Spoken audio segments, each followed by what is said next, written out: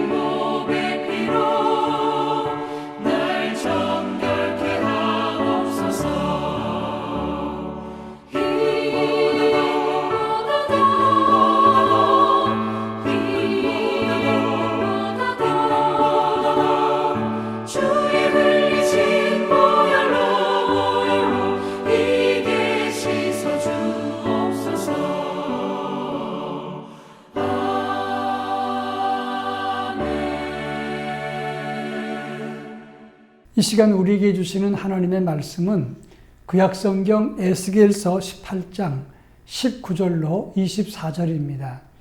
에스겔서 18장 19절로 24절 말씀을 한 절씩 교독하겠습니다. 제가 읽겠습니다.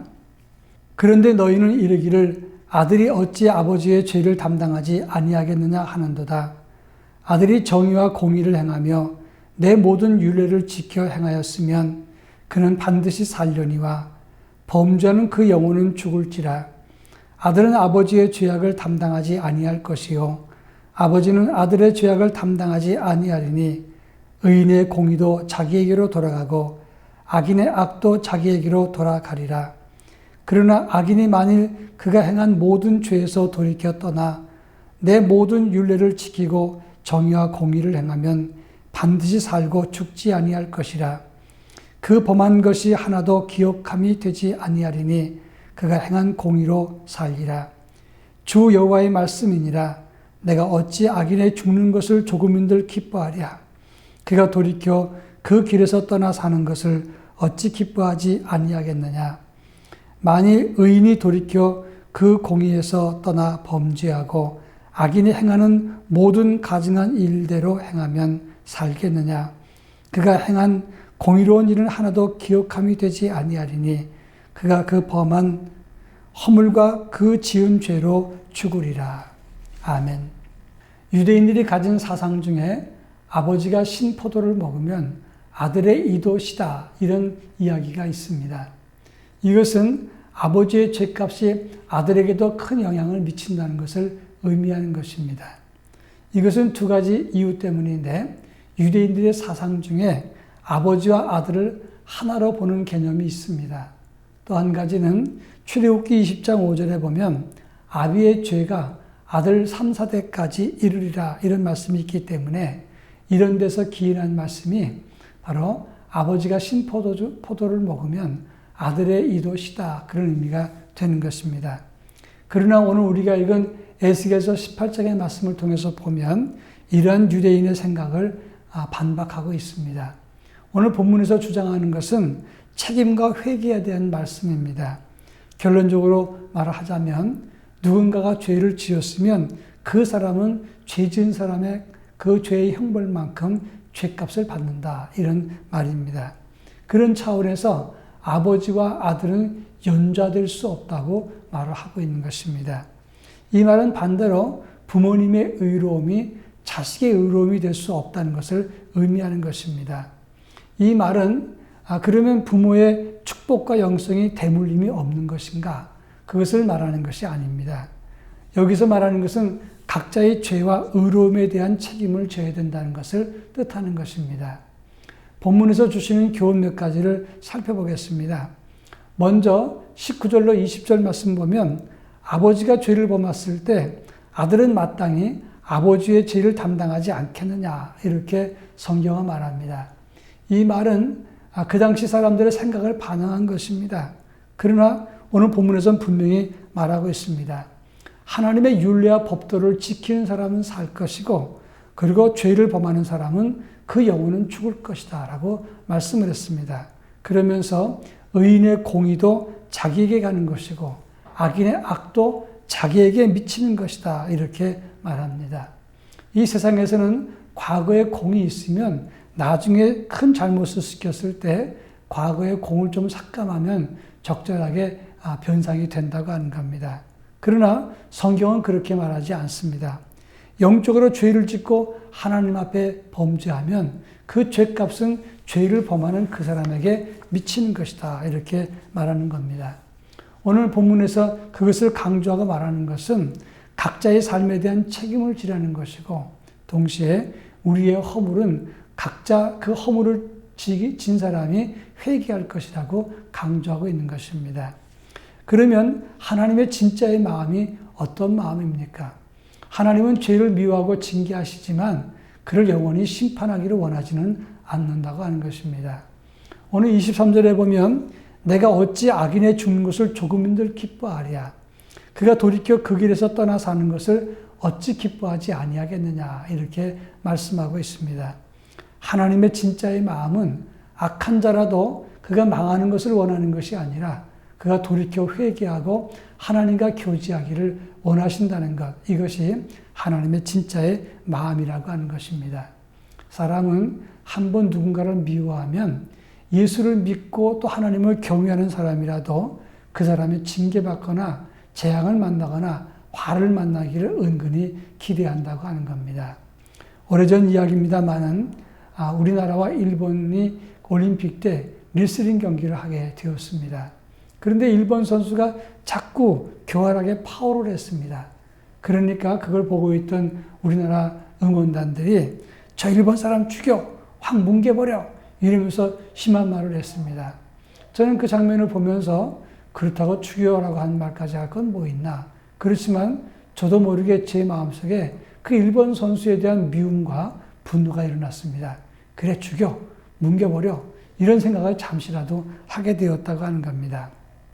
오늘 이것이 죄를 가진 인간의 마음이라고 하는 겁니다. 자기 마음에 들지 않으면 그 사람이 망했으면 좋겠다고 생각하는 것이 사람의 생각입니다. 그러나 하나님은 모든 생명이 다 소중합니다. 그래서 악인이 망하는 것을 원치 않고 그가 돌이켜 하나님의 뜻을 따르는 것을 진정 바라신다고 말씀을 했습니다. 이러한 하나님의 마음을 품고 죄인들이 그 죄의 자리에서 돌이킬 수 있도록 돕는 것이 하나님을 섬기는 우리들의 몫이라고 말할 수가 있겠습니다. 이제 마지막으로 24절에서 그렇게 지적을 합니다. 그러면 과거에 의로웠던 사람이 하나님의 공의를 떠나서 잠시 악을 범하고 악한 길에 들어섰다면 어떻게 되는 것입니까? 이런 질문을 합니다. 결론적으로 말하면 하나님이 이렇게 말씀합니다. 그가 행했던 공의로운 일은 하나도 기억되지 아니하리라. 그리고 그가 범한 죄로 인해서 죽으리라. 이렇게 말씀했습니다. 그러면 과거에 열심히 충성했다가 잠깐 실수했으면 영원히 속죄를 받지 못하는 것입니까? 오늘 본문에서는 그걸 말하는 게 아니라 죄의 참혹성과 치명성을 지적을 하고 있는 것이다. 이런 말입니다. 여러분, 죄는 치명적입니다. 그리고 참혹한 형벌을 받게 되는 겁니다. 그런 차원에서 우리는 죄를 쉽게 생각해서는 결코 안 된다고 하는 것입니다. 이 치명적인 죄의 심판으로부터 돌이키고 예수 그리스도로 함께 살아가는 삶을 가져야 됩니다.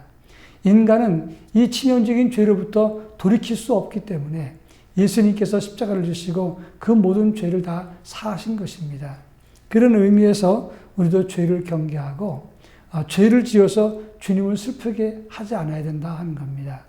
또다시 죄를 짓는다면 예수님은 또다시 십자가에 못 박는 일이 되는 것입니다. 오늘도 영성과 믿음으로 성령의 기름 부으심으로 죄를 이기는 믿음의 삶을 살기를 바랍니다. 그리고 하나님의 마음을 품고 악한 자라도 주께로 돌아오기를 기다리며 그들을 위해서 수고하는 하나님의 거룩한 자녀가 되기를 바랍니다. 다 같이 기도하겠습니다. 먼저 죄를 이기는 성령의 영성을 갖도록 해달라 이렇게 기도할 것입니다. 그리고 성령 안에서 의로운 사람이 될 수 있도록 예수 구원의 길을 전하는 하나님의 사람이 되도록 기도하겠습니다. 다 같이 기도합니다.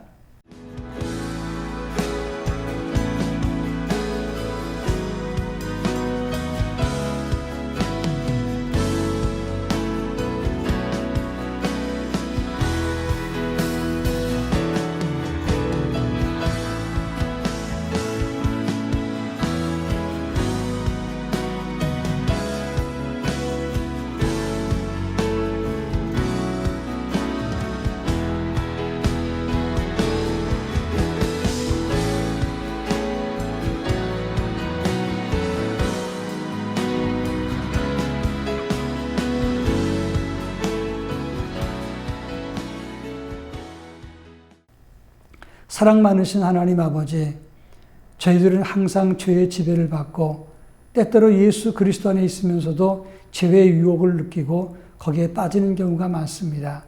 참된 영성과 경건으로 죄를 이기는 삶을 가질 수 있도록 성령 충만함을 허락해 주옵소서.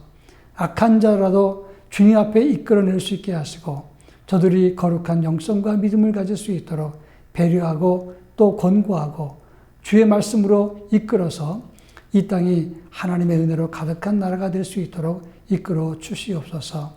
저희 모두에게 은혜를 덧입혀 주시고 특별히 내일 거룩한 성일이 오니 주님 성일을 기다리는 온전한 믿음 그리고 주님을 바라고 사랑하는 마음을 가득 갖게 하옵소서.